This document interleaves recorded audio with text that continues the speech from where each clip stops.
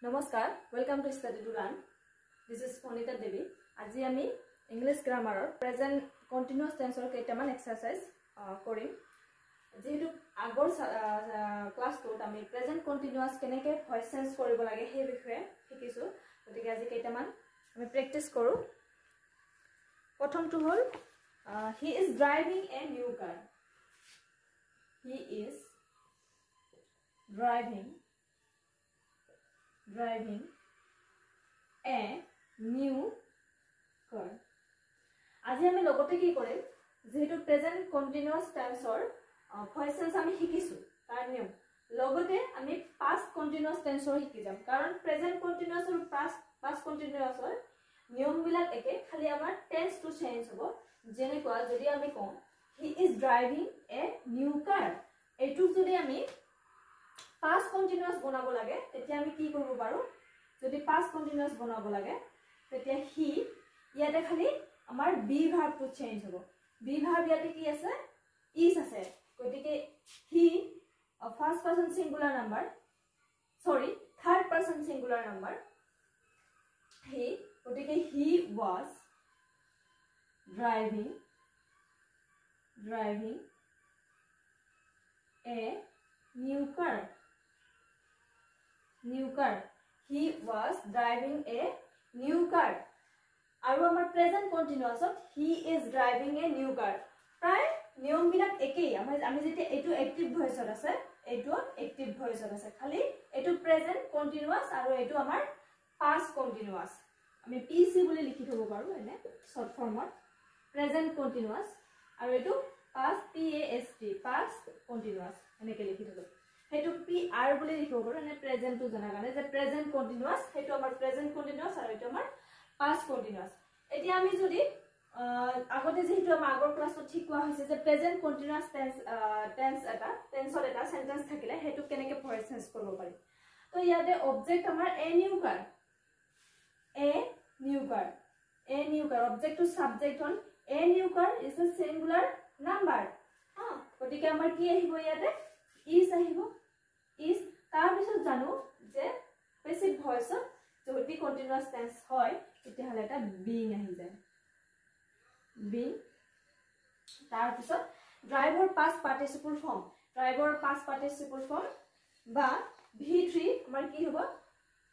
driving তাৰ পিছত এটা by preposition আহিব by he to কি হৈ যাব him a new car is being driven by him ঠিক তেনেকে আমি past continuous to কেনেকে চেঞ্জ কৰিম হে একে বস্তু a new car আহি যাব a new car লগত আমাৰ কি হ'ব যেহেতু ইয়াতে is এটো প্ৰেজেন্ট কন্টিনিউয়াস past continuous কি হ'ব was হ'ব যেহেতু singular number a new car was being driven by him so আমি ইয়াতে এটা বস্তু নোটিস কৰিব পাৰো লক্ষ্য কৰিব পাৰো যে প্ৰেজেন্ট কন্টিনিউয়াসত is আহিছে আৰু পাস্ট কন্টিনিউয়াসত আমাৰ was আহিছে আৰু বাকিখিনি একেই নিয়ম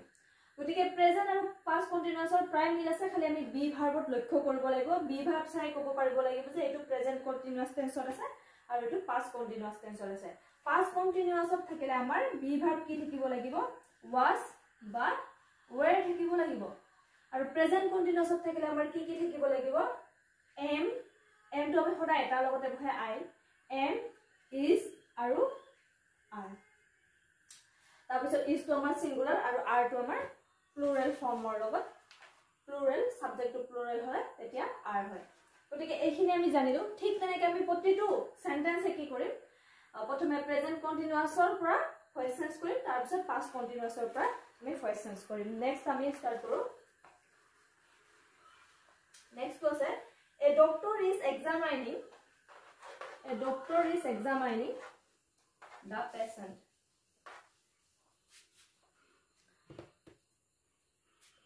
a doctor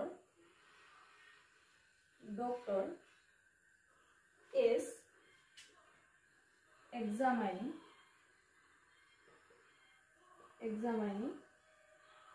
the patients A doctor is examining the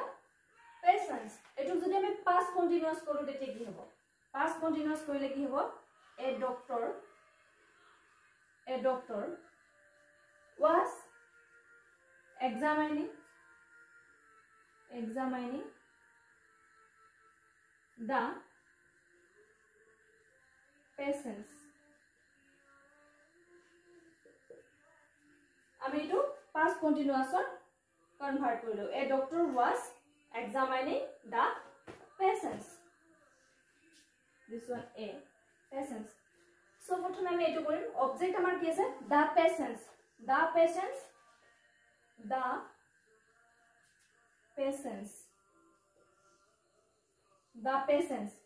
patients is plural subject to plural হয় গতিকে কি আহিব আমাৰ ইয়াতে are হ'ব are তাৰ পিছত being according to rule being examined past participle form examiner past participle form examined by a doctor তাৰ পিছত past continuous কেনেকুৱা হ'ব ইয়াতে are আহিছে ইয়াতে কি আহিব where আহিব যদি আমি কৰো the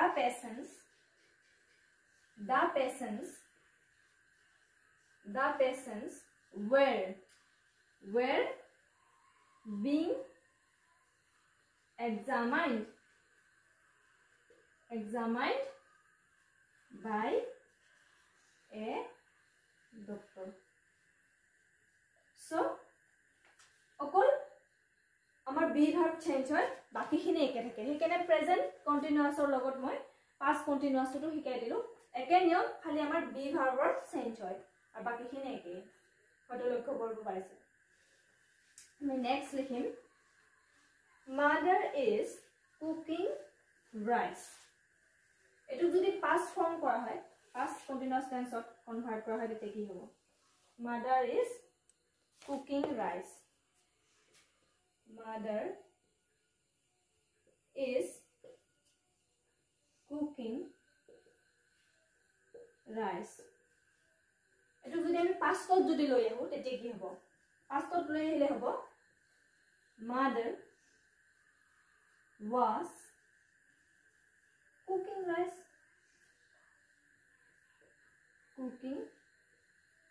rice এনেকৈ হ'ব past ত লৈ আহিলে তো এটো যদি আমি প্ৰথমে যদি প্ৰেজেন্ট কন্টিনিউয়াস টো আমাৰ ভয়েস চেঞ্জ কৰো এটো অ্যাক্টিভ ভয়েসত আছে গতিকে আমি কি হ'ব আগত আহিব আমাৰ অবজেক্ট কি আছিল ৰাইস গতিকে এটো সাবজেক্ট হ'ব তাৰ পিছত রাইস ইজ বিং আহিব কন্টিনিউয়াস যেটো being cooked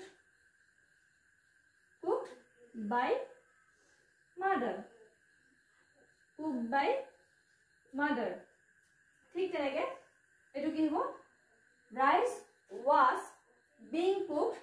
by mother rice was being cooked by mother so rice was being cooked by mother etu hol next আমি আৰু এটা কৰো হেতু হল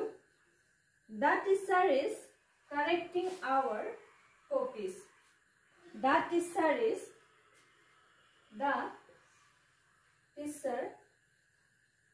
is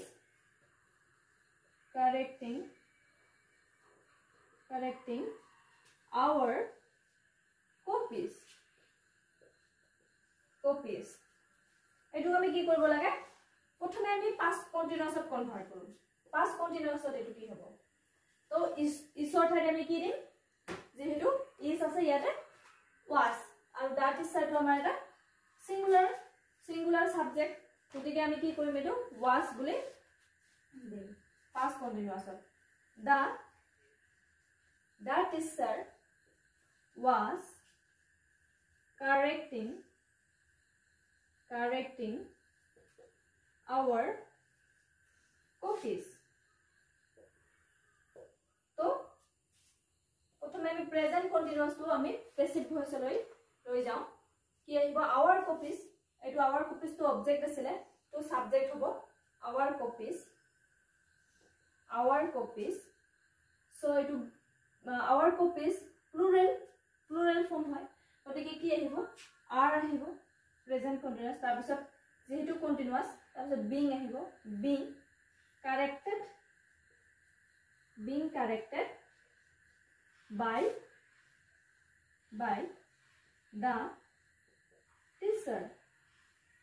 the teacher ঠিক তেনেকৈ ইয়াতে কি হ'ব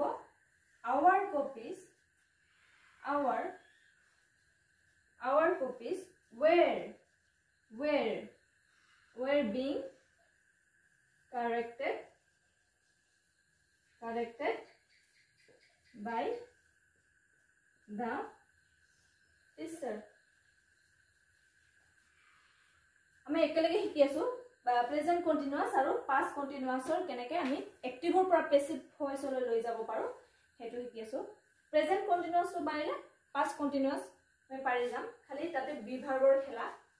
বাকি একো নাই তাৰ পিছত নেক্সট হল আমাৰ he is writing a letter এটুক যদি he is writing a letter যদি আমি past continuous কৰো তেতিয়া কি হ'ব he is writing a letter he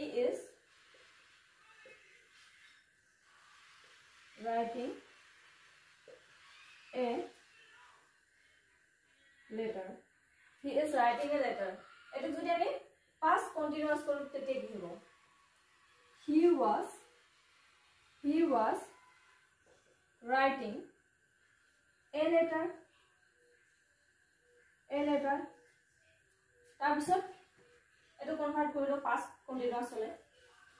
প্ৰথমে আমি প্ৰেজেন্ট কন্টিনিউয়াস পেসিভ ভয়েসলৈ লৈ আহো ইয়াৰ অবজেক্ট কি আছে a letter গতিকে a letter টো আগত আহিব a letter is singular form সেইকাৰণে is আহিলে is being writer past participle form অৰ্থাৎ v3 এতে কি আহিব write wrote written by he to কি হ'ব him যেতিয়া he to object হয় তেতিয়া him আৰু এটা by preposition আহিব ঠিক তেনেকে বি ভাৰ্বৰ খেলা খালি ইয়াতে a letter same a letter তাৰপিছত কি হ'ব was being corrected by him বাকিখিনি একেই থাকে a letter being oh sorry not corrected this one written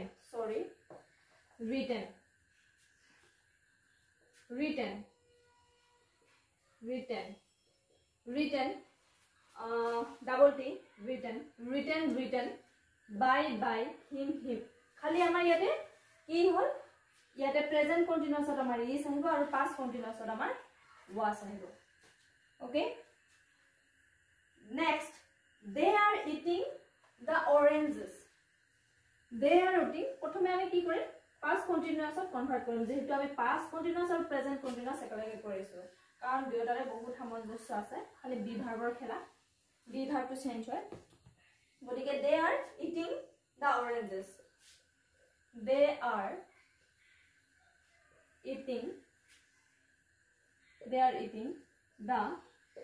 oranges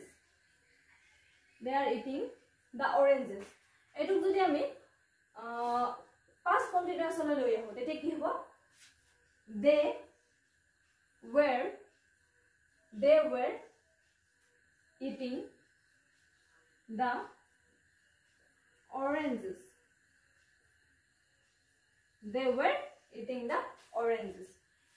প্ৰথমে আমি প্ৰেজেন্ট কন্টিনিউয়াস টু পেসিভ ভয়েসলৈ লৈ আহো এক্টিভ ভয়েসৰ পৰা ইয়াতে আমাৰ অবজেক্ট দা অৰেঞ্জেস আছে গতিকে ইয়াতে কি হ'ব subject da oranges then oranges is the plural form so ইয়াতে are আহিব তাৰ পিছত যেহেতু আমাৰ প্ৰেজেন্ট কন্টিনিউয়াস এটা being আহিব তাৰ পিছত ইটোৰ past participle form it ইয়াতে আমাৰ মেইন ভাৰ্ব he won গতিকে ইটৰ past participle form v3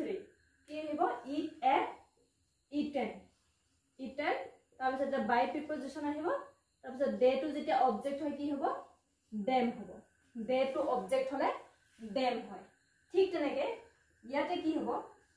the oranges object to আমাৰ কি হ'ল ইয়াতে subject হ'ল যেহেতু plural form গতিকে were আহিব were তাৰপিছত যেহেতু continuous or passive গতিকে being আহিব ইটৰ past participle form eaten by them so ইয়াতে ওচৰ the oranges being eaten by them বাকিখিনি একে থাকে খালি আমাৰ ইয়াতে be verb to change হয় present continuous আমাৰ are হৈছে আৰু ইয়াতে past continuous were হৈছে changes to হেখিনিতে তাৰপিছত next Ram is helping me আৰু এটো যদি আমি past continuous লৈ যাও past continuous tense লৈ এতে কি হ'ব Ram was helping me প্ৰথমে আছে Ram is helping me এটো যদি আমি past continuous লৈ যাও Ram was helping me ইয়াতে আসলে ভয়েসেস মই হেই হকলো বুজাইছো জিবিলাকে টেন্সৰ জানে যেটো প্ৰেজেন্ট টেন্সত কি কি থাকিব বি ভাৰ্ব প্ৰেজেন্ট কন্টিনিউয়াস টেন্সত আসলে তথাপিও মাজে মাজে কৈ যাও যে প্ৰেজেন্ট কন্টিনিউয়াস টেন্সত বি ভাৰ্বত এম ইজ আৰু আহিব হেতু আমাৰ সাবজেক্টটো লৈ হ'ব আই থাকিলে এম হয় আৰু যদি থাৰ্ড পারসন সিঙ্গুলার নাম্বার হয় তেতে ইজ হয় আকো ইউ দে এনেকৈ থাকিলে আর হয় আৰু প্লুৰাল ফৰ্ম হলে আৰ হয় প্ৰেজেন্ট কন্টিনিউয়াসত কিন্তু আমাৰ পাস্টত দুটা আছে was আৰু were যদি সিঙ্গুলাৰ ফৰ্ম হয় তেতিয়া was হ'ব সিঙ্গুলাৰ যদি হয় সাবজেক্টটো আৰু প্লুৰাল হলে were হ'ব আৰু বাকি মেইন ভাৰ্বৰ লগত আইএনজি যোগ হয় জাস্ট এটো কেনেকে টেন্স হয় মানে টেন্স টু প্রেজেন্ট কন্টিনিউয়াসত কেনেকে টেন্স টু থাকে আৰু এক্টিভ ভয়েসত থাকিব সাবজেক্ট থাকিব বি ভাৰ্ব থাকিব তাৰপিছত বি ভাৰ্ব যদি প্ৰেজেন্ট কন্টিনিউয়াস হয় তেতিয়া এম ইজ আৰু এটা থাকিব তাৰপিছত মেইন ভাৰ্বৰ লগত আইএনজি যোগ হ'ব তাৰপিছত অবজেক্ট থাকিব আৰু পাস্ট কন্টিনিউয়াস এক্টিভ ভয়েসত থাকিব সাবজেক্ট থাকিব was were এটা থাকিব এটো সাবজেক্টটো লৈ হ'ব সিঙ্গুলার হলে was আৰু প্লুৰাল হলে were তাৰপিছত মেইন ভাৰ্বৰ লগত আইএনজি এড হয় মানে যোগ হয় তো ইয়াতে হেল্পৰ লগত আইএনজি যোগ হৈছে হেল্পিং আৰু এটো অবজেক্ট মি টু অবজেক্ট গতিকে এনেকে থাকিব টেন্স ফৰ্মটো এক্টিভ ভয়েসত আৰু পেসিভ ভয়েসত থাকিলে ঠিকে থাকিব সাবজেক্ট থাকিব বি ভার্ব থাকিব কিন্তু এটা কি থাকিব বিং ওয়ার্ডটো থাকিব এটো বিং এক্সট্ৰাকে এক্টিভ ভয়েসত মানে আমি কেনেকে চিনি পাম যে এটো এক্টিভ ভয়েসত আছে প্রেজেন্ট কন্টিনিউয়াস টেন্সৰ এক্টিভ ভয়েসত আছে তেতিয়া বিং ওয়াৰ্ড থাকিব আৰু যেটো main verb হেল্পৰ past participle form থাকিব যিকোনো মেইন ভাৰ্ব এটা ইয়াতে হেল্প আছে আমি কি বিচাৰিম যে হেল্পৰ পাস্ট পাৰ্টিসিপল ফৰ্ম তেতিয়া আমি গম পাম যে এটো প্ৰেজেন্ট কন্টিনিউয়াসৰ পেসিভ ভয়েসত আছে যেনেকে মই যদি কোন এটো সেন্টেন্সত এতে কি হ'ব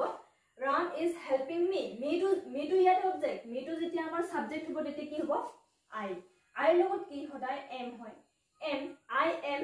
তাৰ পিছত মই কৈছো যে সাবজেক্ট তাৰ পিছত বি ভাৰ্ব তাৰ পিছত এটা পেসিভ ভয়েসত being আহি যায় কন্টিনিউয়াস টেন্সৰ গতিকে being আহিব তাৰ পিছত মেইন ভাৰ্বৰ পাস্ট পাৰ্টিসিপল ফৰ্ম মানে v3 যদি হেল্পৰ পাস্ট পাৰ্টিসিপল ফৰ্ম আমি বিচাৰো তেতিয়া কি হ'ব হেল্প তাৰ পিছত এটা বাই প্ৰিপজিশন আহিব তাৰ পিছত আমাৰ সাবজেক্ট টু অবজেক্ট হ'ব যেহেতু ইয়াতে ৰাম টু এটা নাম গতিকে ইয়াৰ কোনো পৰিৱৰ্তন নহয় হেকেনে নাম ৰামে হৈ থাকিলে তো ইয়াতে আমি কি বুজি পালো যে এটো কেনেকে আমি পেসিভ ভয়েস বা এক্টিভ ভয়েসত আমি কেনেকে গম পাম এটো এক্টিভ ভয়েসত এটো পেসিভ ভয়েসত ইয়াত এটা পাৰ্থক্য ইয়াতে বিং না থাকিব খালি বি ভাৰ্ব থাকিব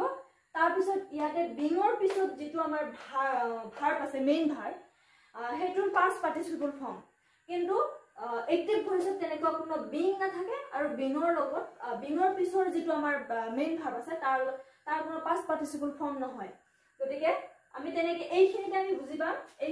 বুজি পাম যে এটো প্রেজেন্ট কন্টিনিউয়াস টেন্সৰ এনেকে থাকিলে আমাৰ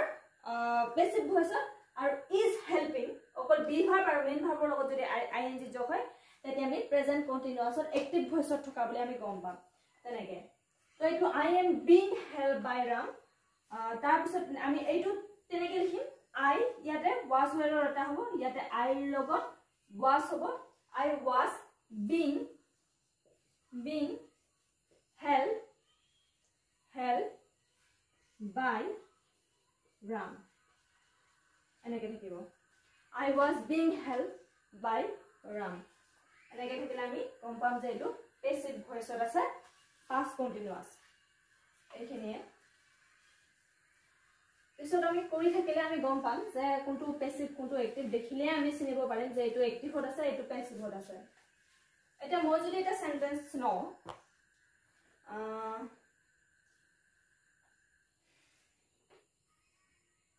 এনেকৈ এটা যদি লওঁ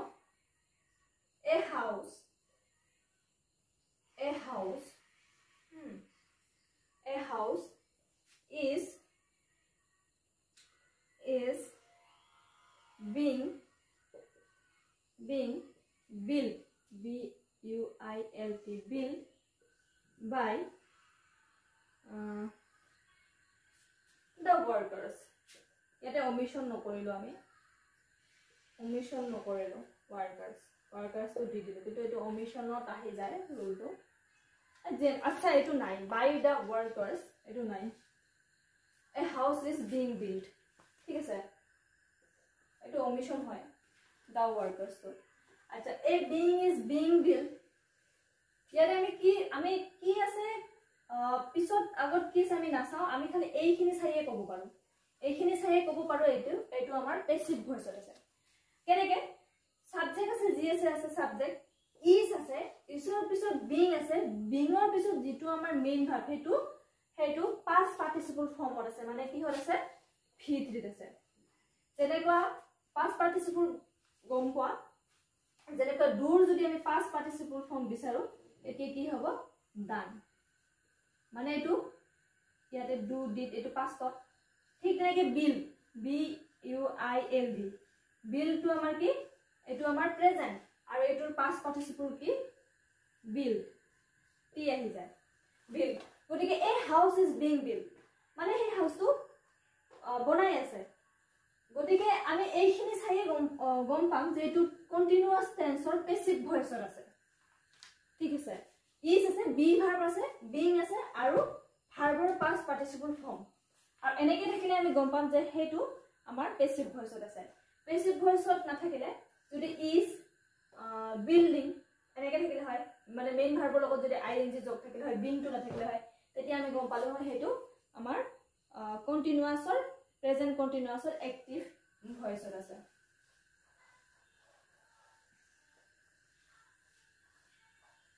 তাৰ পিছত আৰু আছে বহুত আছে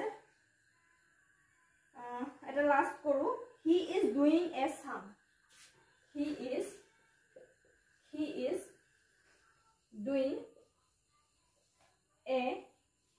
sum he is doing a sum এটুক যদি আমি past continuousত লৈ যাও কি হ'ব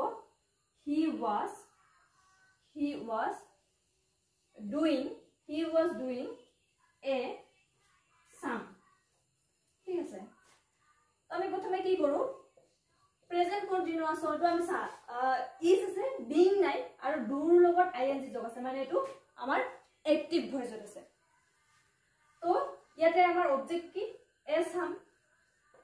সাম সিঙ্গুলাৰ নাম্বাৰ হয় গতিকে ইয়াৰ লগত কি হ'ব ইজ প্ৰেজেন্ট কন্টিনিউয়াস হেকাৰণে কি আহিব বিং আহিব বিং ডু মেইন ভাৰ্ব ইয়াতে ডুৰ past participle ফৰ্ম কি হ'ব ডান অলপ আগতে কলোৱে আৰু বাই হিটো যদি অবজেক্ট হয় হিম হ'ব সেম খালি আমাৰ ইয়াতে বিভাগটোৰ পৰিৱৰ্তন হ'ব এ সাম was being done by him ঠিক আছে a sum was being done by him মানে গলেটো কৰি থকা আছে তেওলা তো তেনেকুৱা ধৰণৰ গতিকে আমি এইখিনি কৰি গম পালো যে প্ৰেজেন্ট কন্টিনিউয়াস আৰু পাস্ট কন্টিনিউয়াসৰ আমি একেলগে কৰিলো কেনেকে ভয়েস চেঞ্জ কৰিব পাৰি মানে এক্টিভৰ পৰা পেছিভলৈ আমি লাহে লাহে পেছিভৰ পৰা এক্টিভলৈ লৈ যোৱা শিকিম আজি আমি এইখিনি শিকিলো প্ৰেজেন্ট কন্টিনিউয়াস আৰু পাস্ট কন্টিনিউয়াস নেক্সট ক্লাছত আমি শিকিম প্ৰেজেন্ট পাৰফেক্ট আৰু present past perfect present perfect আৰু পাষ্ট পাৰফেক্ট এইখিনি কৰিম নেক্সট ক্লাছত আজিলৈ ইমানতে সামৰণি মাৰিলোঁ ধন্যবাদ